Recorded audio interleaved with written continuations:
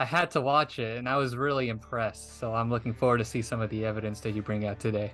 But what was interesting about this tournament is that I feel like the vast majority, if not all the players were like really in the zone. They're building out like a huge thing.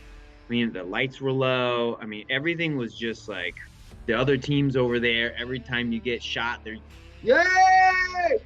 And the great thing too is all this information is pretty hidden from you because this is a tournament environment. You're going by their rules. You can't just start up the game whenever. You can't just sit down in your chair. However, I mean, the moms were going crazy, man. I mean, I was like, woo! I mean, the energy in that place was just.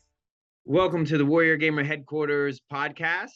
This week we are talking about our event last week, the Veterans Day Esports competition, that we had a bunch of the DoD teams, the Armed Forces Services. The only folks we were missing were the Marines, and stay tuned for that because we will reattack that. We are also going to continue our conversation about flow, and I will talk about the observations that I had firsthand at our event with these folks in flow, and I will present evidence in the form of video and picture of some incredible feats that I saw and human behavior that I just was just totally impressed by. So, Bilal, thanks for tuning in as my co-host. And did you get to see any of the evidence of our event last week? yeah, on Twitch.tv. I was watching the stream every chance I could get. It was, 45 minutes of studying, 15 minutes of Twitch, and then just kind of back and forth. I had to watch it, and I was really impressed. So I'm looking forward to see some of the evidence that you bring out today.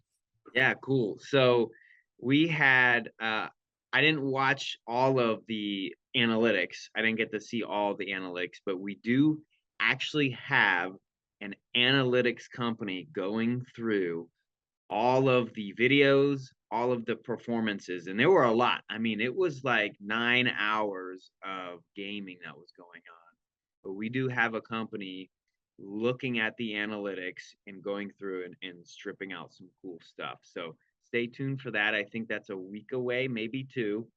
And yeah, so what was some of the things that you saw that would be very interesting to talk about, especially in light of last week's episode? As I see in most other tournaments, how the LAN environment is nothing like the at-home environment. See, at home you can make as many mistakes as you want without any consequence. But in a LAN, it's make it or break it. Your teammates are there, you have a live audience, you're representing something beyond yourself, and you have to be incredibly focused. And so what you saw in the tournament, again, as you would see in any gaming tournament, you saw folks who could really like bring up the heat, and you saw folks who were maybe struggling a little. You're thinking, wait a second, I know this player could perform better had they been at a better state of mind. But what was interesting about this tournament is that I feel like the vast majority, if not all the players were like really in the zone. They were very much in the flow, and I don't know why exactly that might be. But I do see that, from a purely neutral perspective, I mean, there wasn't a whole lot of, choking in the moment. People were genuinely bringing it their all, and it was 110% effort, start to finish. Okay, wait. So this is great. The 2 points. The first one is you talk about the LAN experience. Now, for some folks who may not be familiar, of course that's local area network, right? And so that term has kind of morphed into like kind of meaning like you're in a place with a team and people are relying on you versus like you're at home, you screw up, you don't know most of these people, who cares? You go get a sandwich from the refrigerator and nobody cares. But this is like that's what you're talking about. Can you elaborate a little bit? Yeah, the LAN environment can be different depending on which game you're playing, which arena you're in. But generally speaking, it is just imagine if you have your gaming setup Okay, now standardize that gaming setup. So now everybody virtually is playing on the same thing. People generally bring their own mice and keyboards, but since All these that. events are typically sponsored, you're playing on a different monitor at times. You're not playing on the same desk, and you might not even have the same um, amount of space. So I'm looking at my desk, for example. I have some pens over here. I have some trinkets over here. A shamelessly sponsored a NutriGamer energy drink, right? So I have all these things with me, and it just screams me. This is my desk. But when you're in a LAN environment, that's completely stripped away. You're in the LAN environment, and so you have to readjust to the environment, and that can throw you off your gameplay. I mean, we're talking about people playing at the highest level, and they're looking at things that are really, really small. They're talking about decimal points where their sensitivity numbers on their mice, how far on the mouse pad they have to track in order to get a headshot, all these little details. And now they're suddenly put into this different environment. And so there's definitely a level of adaptability that you need to have in order to thrive in that environment. Okay, and so it's good. Let me pull this thread. Sorry, I had to get my notes. If you can't tell, there's no axes behind me. I'm in a hotel, and I literally like landed minutes ago and ran to the hotel to turn this podcast on for you guys. So, for our audience.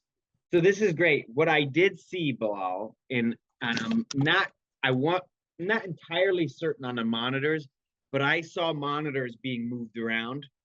But I definitely saw keyboards. Like there were, I think, 6 rooms where the gaming was occurring, and people had their own keyboards, their own mice, and I mean, I should have like expected that, but I didn't even think about it. And so yeah, they were, and the army team came, and they put on little like stuffed animals on their computers, and they said, yeah, it's for attention and to feel like have like something familiar that's sitting on the on the computer. So is that what you're talking about?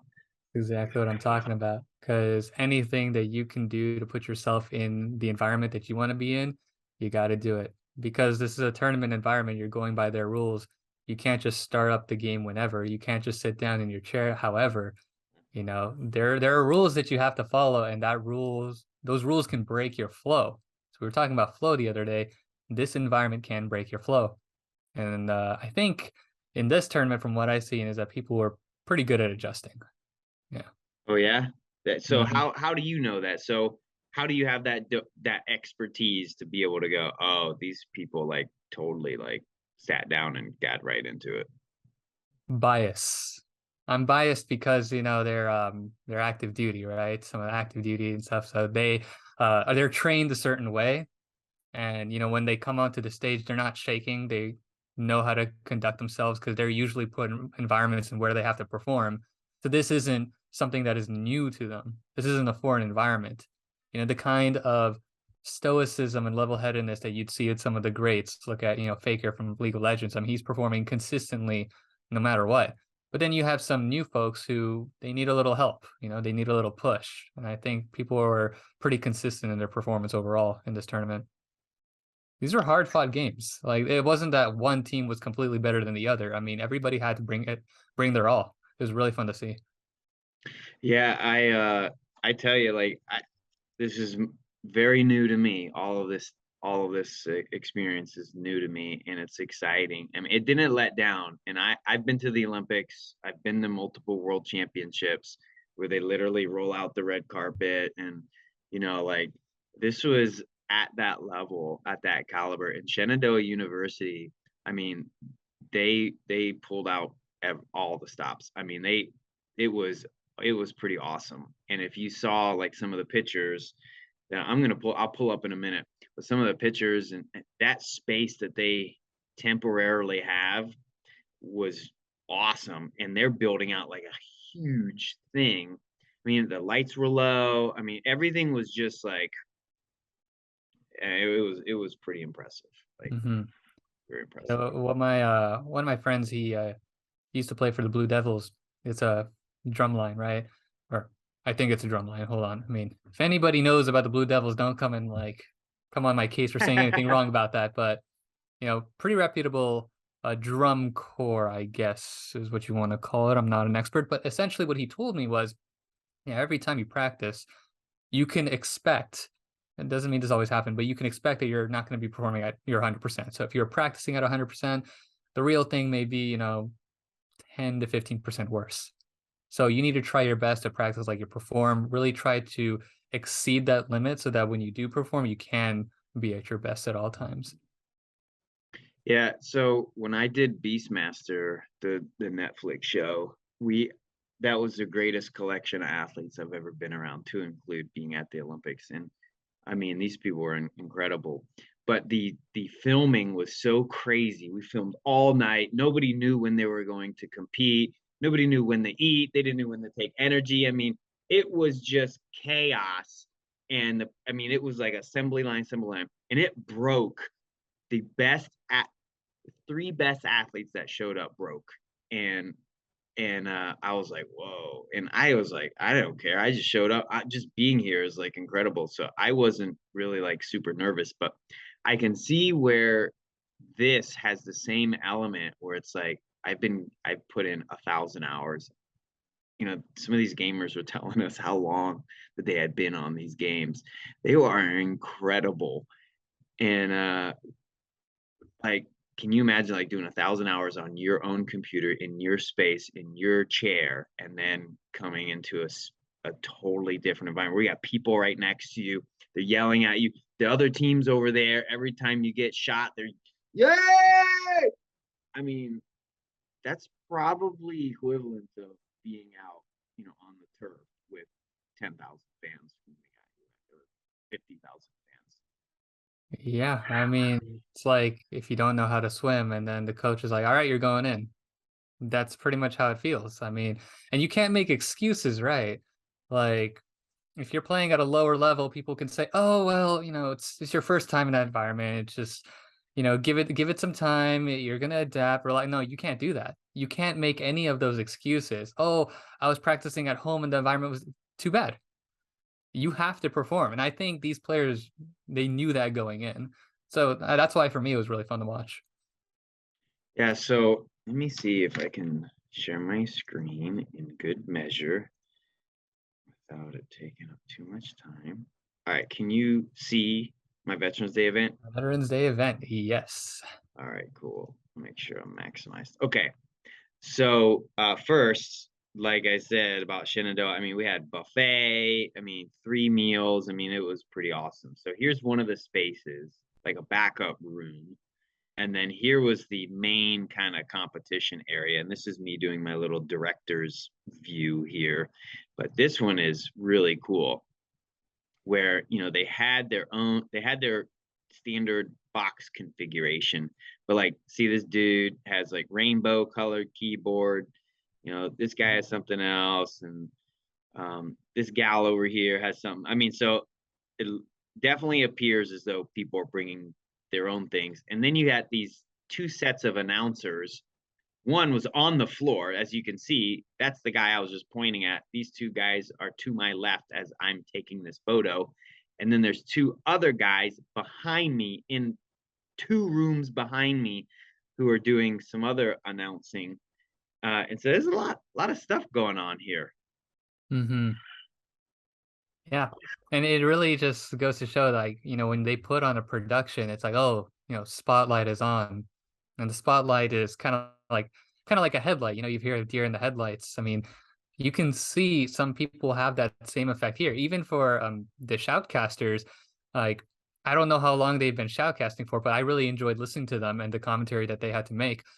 If they were new to shoutcasting, this idea of having to talk and commentate for, hours, that they're going to be nervous. They're going to stumble on their words. They have a light. You can even see it right in that video. They have a light right in front of them. They have the cameras constantly rolling, and they have to perform as well. It takes a whole ecosystem in order to make this what it is. And I think that's what makes it really awesome.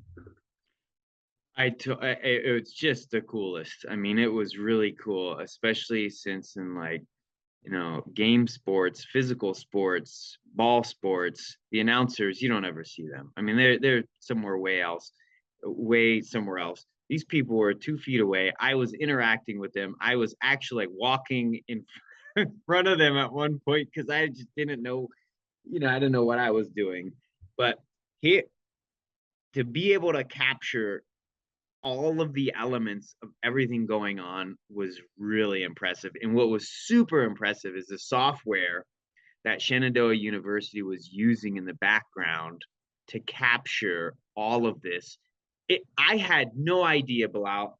You're going to school me on this, but evidently the game has like spectator view Hmm. that when they're doing these competitions, these game makers design specific capabilities in the games so that when they're doing competitions, it makes it easier for the announcers and spectators. I mean, they were swapping to views, and we could see everyone on the map. So when Hmm. someone was coming out around a corner and somebody dropped, a smoke grenade or something, like even though they couldn't see, we could see. And we're like, oh no, oh, it's gonna go down, it's gonna go down, and then bam, it would go down. I mean, it was so cool, man.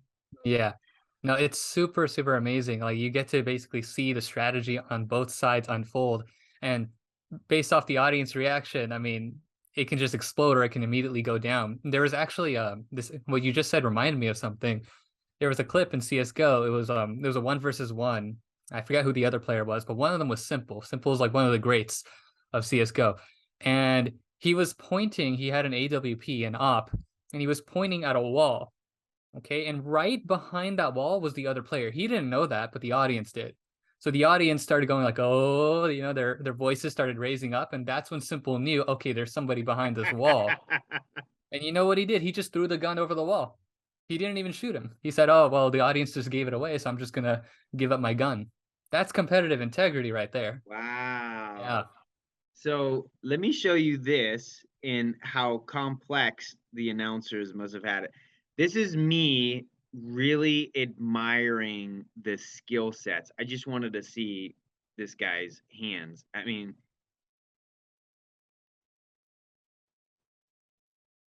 his eyes, just Everything just so zeroed in. the cycle of the eyes was really interesting to me, and the way that the hands were moving. And let me see, I think I And got I think when I saw that clip, the person next to them was not making any moves, right? Yeah, I think that was either the coach or that dude was dead. Yeah, so since this so Valorant's a 5v5, right? So I'm gonna assume, well, 5v5, but there's 6 people here. So it could have been the coach. But assuming they were dead, now imagine the stress. So we're Yeah. talking about seeing everybody's motions, but then like as people are dying, you can literally look at that one person and see their motions. And what must they be thinking? Oh, everybody's looking at the way I move my mouse, how I click the keys. I mean, you're super, super dialed in. And, traditional sports, they don't really have that, right? Basketball, everybody's moving. I mean, of course, I mean, people are looking at you when you have possession, but when you don't have possession, you're doing something. And so, like, your eyes are kind of everywhere. But in esports, 5 becomes 4 becomes 3, 1v4 situation. Oh my God, there's nothing like it. Oh, it's so great because like all I can think about is like when you said that is like all these guys and gals have the ball at all times, right? Yes. Until you get shot, right? But it was really cool to also see a very different aspect, which is like, I think this gentleman here is their coach.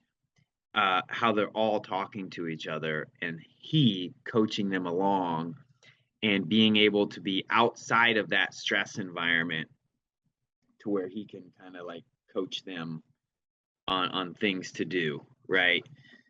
Live in game. That was really cool to me too, and I didn't expect that. So here's some cool pictures, but Another thing that this reminded me of, we were talking about sports.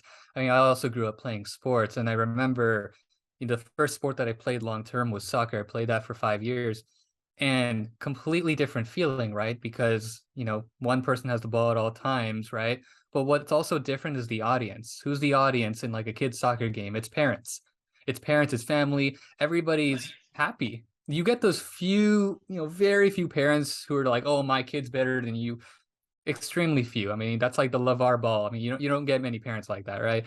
But for the most part, people are really, really encouraging. And if you're messing up, the other parents they're not making fun of you. They're just saying, oh, you can do better. Oh, you got hurt. That's okay. We can take care of you. Here's the juice box. There's Yeah. all this support, and it kind of warms you up to the environment so that when, these athletes start playing at a high school level. Now, I never played schools at a sports at a high school level. Now it's a little different because now you have students who don't even know about you who are sitting down, and now they're going to talk trash. That's when the trash talking really begins, is when you're at a high school level. And what's interesting is video gaming, you don't have any of that.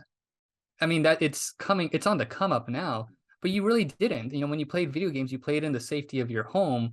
You didn't go out and compete with parents watching, with that supportive environment. The first time you compete is in an environment like this.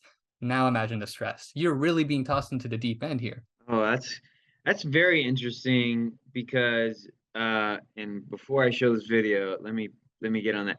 So I started playing Rocket League, and I tell you what, like a duck to water, buddy. That I can do. This thing too complicated for me. Valorant was very challenging, even though I'm doing okay with it. But my goal next year is to be on the Air Force team that competes for Rocket League and be the first person to ever be on an Air Force uh, physical sports team and an e-gaming team. That's my goal. Ooh, I like it. I Yeah, like it. but on your point is I don't know any of these people. And so when I screw up, it's like, oh yeah, who cares? Like, oh God, I can't believe I did that. But I played like 6 games in a row for the first time. And like I think it was a dude, a gal, I don't know. I had someone stick with me for like 3 games. And I really did like feel the pressure, like, oh, this is like the third game with this gamer. Now he has expectations of me or she, and I really did feel like that pressure. So Mhm. I get exactly what you're saying. Like these guys and gals here playing with each other. I mean that there must be a lot more pressure felt. Definitely. Yeah. So let me show you this thing. I'm gonna tell you something, and I hope the audience laughs at me right now because so see this image. I'm so glad I captured this for our podcast, but see those folks who are in yellow back there.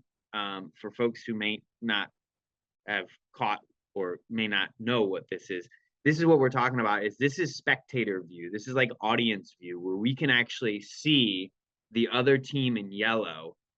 This guy holding the weapon is red, and so for about this is where you're gonna laugh. For about 4 hours, I didn't know that this was spectator view. I thought they all could see each other, that it's You're just like a kidding. game mod. And so this is how good these people are, is that whoops, I thought this gamer right here could see those other people because he was so darn good. I mean, it was amazing how, like, there's no way. So just to know, like, that's where someone's going to pop out, and those crosshairs is exactly where that character's head is going to be. And it was a millisecond to be able to detect that pixel on that screen and for him or her to shoot. I mean, it was incredible. Yeah. And a great thing too is all this information is pretty hidden from you. The play isn't really being made kind of in your face in such a dynamic way. It's all hidden and then it all comes out at you. And you just kind of have to suspect it, right? You can suspect plays in other sports, like football, for example, great example. You kind of have to suspect the play. It's more about the bigger picture. Watching it from the top, super fun. It's really a battle of the coaches, battle of wits in football. And Valorant is kind of similar in that you kind of know what's going to happen, but you don't know when it's going to happen. So you can be that player. You can put your crosshair there. You can say, okay, I have a feeling if someone is going to show up, they're going to show up from here. You hold it for 30 seconds. Nothing happens. The 31st second, boom, you're dead. Just like that. I was a little perturbed because I went in the back in the production office, and these people are serious, by the way. Like, I mean, it was a professional, like I said, I've been Netflix, all that stuff. This was a very professionally run thing that Shenandoah University was doing. And I was back there and I was like, why can't we like just take the video camera and move around the course and like not be on a person's eyes? And they said that that capability has not been built yet, but I'm willing to bet that very shortly we're going to be able to just fly around the map and like fly through walls and look at battles and stuff. Is that something that you've seen before or what? I've seen that in plenty of other games. Oh, I'm really? We surprised fly around? Valorant I'm actually surprised Valorant doesn't have that. Actually, I didn't even think about it when I was observing. I just kind of like took it in. CS:GO has it. Rainbow Six has it. I mean, League obviously has it, but I didn't think that Valorant didn't. I didn't know it was just a first person view and you had to switch. Whereas these other games, they have options, right? Yeah, maybe I got bad gouge or something, but there was not at any point in time where I was there did I see it not be from someone's eyes that there was a weapon being held, you know? Right. They do sometimes do this thing. I mean, I'm sure Valorant has this as well. I could be wrong because I haven't spectated enough games to really pay attention to this. But they have an option where you can see it from a spectator mode as well as from their point of view. So Oh, that's cool. you mentioned the players in yellow who are behind the wall. That's spectator view. But in the person's view, there's no person in yellow, right? So you can kind of switch back and forth between that. So I've definitely seen that in games where they're like, oh, here are all four players. And then they switch to the first person view. This is what this person is saying. Now we just got to wait. And then boom, just like that. So they do switch between the views. I'm just really surprised that they don't have that, top down view of like the whole map. Yeah, that would have been cool. And maybe next time we we go for that. And then I know it would must have been challenging in the back to like if there's two gamers, opposite teams, and closing on each other to be able to like switch back and forth. I know that that must have been challenging because I saw the screens back there. I mean, it was like spaghetti. I mean, it was just stuff all over the place. They had spreadsheets. They, just to do the logos and to, get the name, load every. I mean, it was a lot of work. Like I didn't even think about it, but they had to load their team logos in there. I mean, it was significant amount of work. It was Yeah. incredible. It's an entire production, right? And I think Yeah. that just goes to show how serious this is. Yeah. And you know what? I'm so glad you said that. So w- there were some interesting folks who came in and to watch people in the industry and everything. And I had very interesting talks with some folks on the future of this. And I said, and I will say it here in front of everyone, if this was me, I would raise $100 million and I would build a esports stadium that is directly designed for this industry, and I would be the first to market. You got Dallas Stadium is billions of dollars, right? Yep. Uh, there is nothing yet that I know of that is like caters to this, where you aspire, like, okay, I'm gonna be putting in my few thousand hours. My goal is being in that stadium, like somewhere, and wherever it is. But that's exactly what I do. I'd be the first to market. I'd lock in the sponsorships. I would lock in a 4-year schedule. I would get every single game, and games that are in development. I would be talking to those developers and go, okay, when this game hits in a year, your championship a year later is going to be here. That's going to be awesome. That would be awesome. Someone's going to have to do that. Yeah.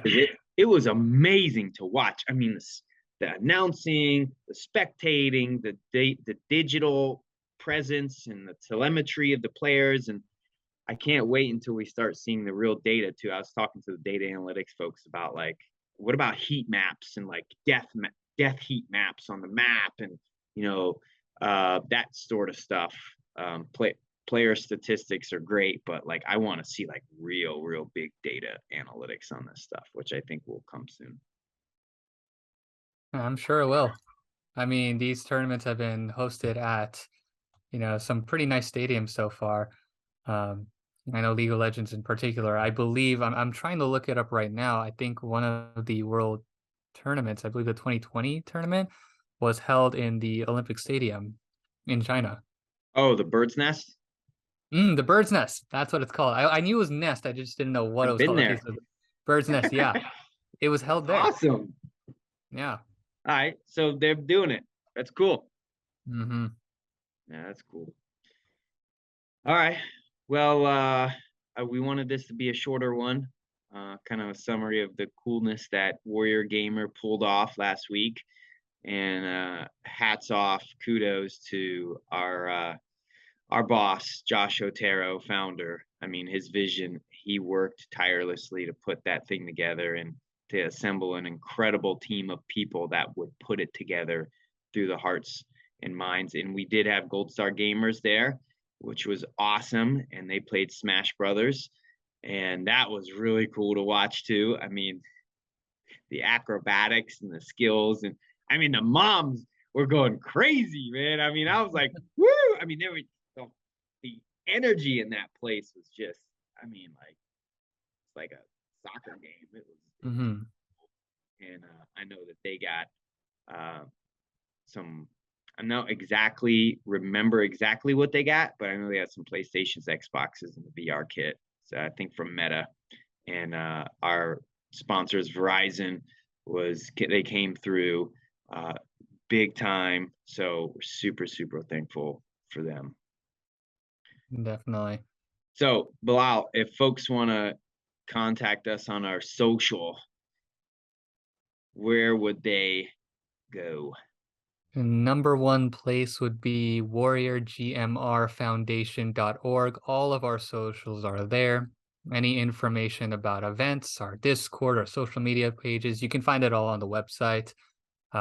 Even this podcast, one episode of there is on. So we'll be hoping to have more and soon to come on Spotify and Apple as well. I will say on the topic of LAN and tournaments, I am actually talking to the MVP of the Valorant tournament, Stray, and he's actually pretty interested in coming on the podcast for an episode. So I'm thinking we can bring him in soon, perhaps even next week, so we could stay tuned for that. We're looking pretty excited for that. And our gracious Verizon sponsor, where we will have our main POC here on the show as well.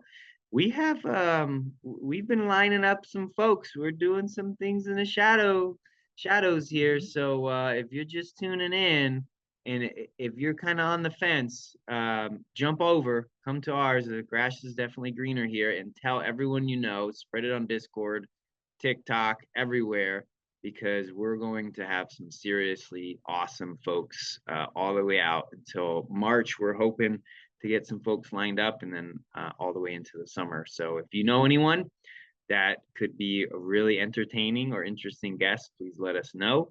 And I think that SC is working on getting us an inbox that folks can drop things to us. And also make sure you visit us on YouTube. This is where this is being published as well. So pending any follow-ups, this is going to conclude our third episode. Okay, thanks for joining. All right, see you next time.